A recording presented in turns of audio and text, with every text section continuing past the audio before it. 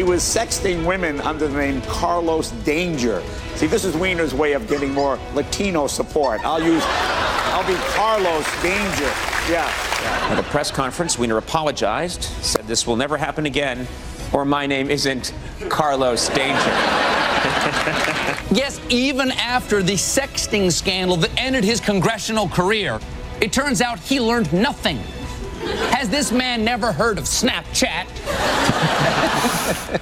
No summer slump for the late night comics, thanks to Anthony Weiner. Let's get to that with our roundtable. Joined by Judy Smith, crisis management pro, helped create the hit show Scandal. And Judy, you've had no shortage of high-profile clients in tough spots. Monica Lewinsky, Michael Vick, Paula Dean.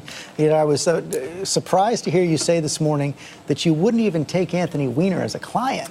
Well, no, I mean, look, it's first of all, it's apparent that he's not listening to anyone because his campaign manager just quit. I think he has so many problems, but I think the main issue is that he comes out, he says, please forgive me to the American public, and then we're all shocked to find out that this has continued. And it's not like sort of the usual politician having an affair. There's an element of creepiness to this, and I think that the American people feel that. And I think people are saying, look, step down. It's not about you. It's about the people that you say that you want to represent.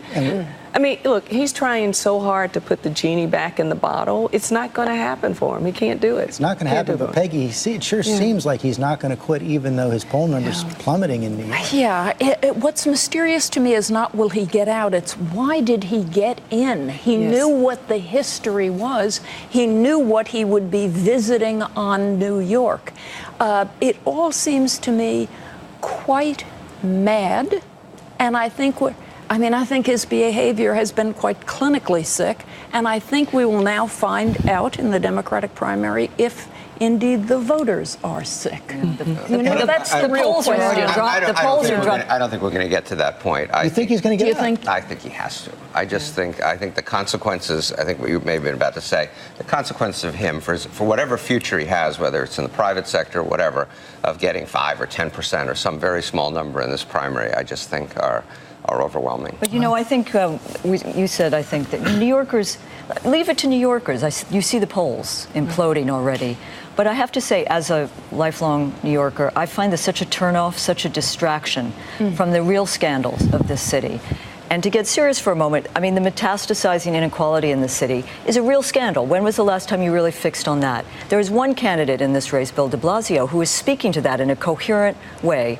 But otherwise, until Anthony Weiner's sexting and all of that leave the race, the oxygen's sucked out. He seems to be talking about that as well, George, and maybe making an opposite calculation from what Steve says, that if he stays in the race, even if he doesn't do all that well, it's sort of flushed through the system. I will not dwell on the fact, although it is a fact, that if these two people, the Filner in San Diego and Weiner here, were Republicans, they're facing charges of sexual harassment. Republicans, this would be part of a lot of somber sociology in the media about the Republican war on women. I will skip that. I will go instead to the fact. What explains this man, Peggy, is an animal neediness for public gratification. There are people like this. He got out of college, went to work on the congressional staff, became the youngest member ever of the New York City Council, ran for the House. He can't live without this. And what strikes me is, you talk as a New Yorker, New York City was the incubator of the heroic period of American liberalism. Franklin Roosevelt, Frances Perkins, his great Secretary of the Labor, first female member of the Congress, Fiorello LaGuardia, Republican, and this is what New York liberalism now calls. I think one of the other things that surprised a lot of people, though maybe it's not surprising that Anthony Weiner wants to stay in, but his wife, Huma Abedin, close aide to Hillary Clinton, gives her first press conference on Tuesday after the new revelations. You know, in the past with other candidates, when the wife stands by them, it seems to make a difference with the voters. Seems less likely this time. Well, absolutely. I mean, first of all, let me say that I think it's really a personal choice to decide that. But it made no difference whatsoever because his behavior is just reprehensible. Clearly, he has sort of an interest in keeping the late night talk show host folks going with it. But yeah, he needs to step down. He's sort of engaging in the same behavior as the mayor, which is that I'm sorry, in his name Bob Filner, mayor. I should say, facing charges of sexual harassment. 7 women have come forward. Right. He's going to not resign. Take 2 weeks off to get treatment. 2 weeks to All right, but to fix the problem. I am going to pick up on what George said about the war on women. First of all, many Democratic women have come forward to say this is reprehensible, this is odious, what we're seeing in San Diego with the mayor, with Anthony Weiner. But I think it's very simplistic to draw on the misdeeds of a few, and let's not forget sexual harassment is not confined to one party, Vitter, Sanford, Gingrich. It's about the systemic policies that affect all women, and discrimination and harassment, and how you protect women from that, as well as giving them public policy tools to live their lives in full. And I think across the board, the Republican Party has vitiated, has gutted the rights on reproductive rights, protection from sexual harassment and discrimination, protection from domestic abuse, equal pay. These are issues that affect all women. Now, that's what I call a pivot. Yeah. I didn't hear you. Done well.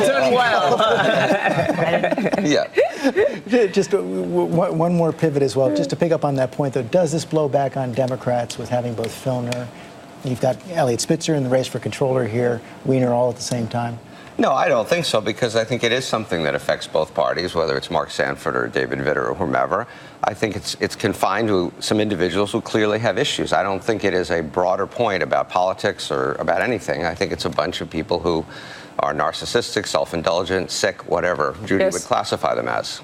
All of the above. And look, I think Spitzer's done a good job in addressing the elephant in the room, in particular in his ads, and saying, yes, I've made a mistake, but I'm here to serve.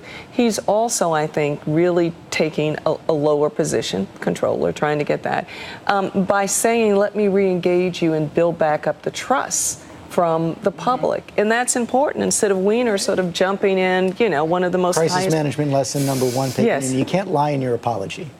No, right. Poor form. Yes. It's very poor form. Absolutely. Well, we'll be watching to see if Steve is right and see if he does get out of the race. Thank you all. I got to take a quick break.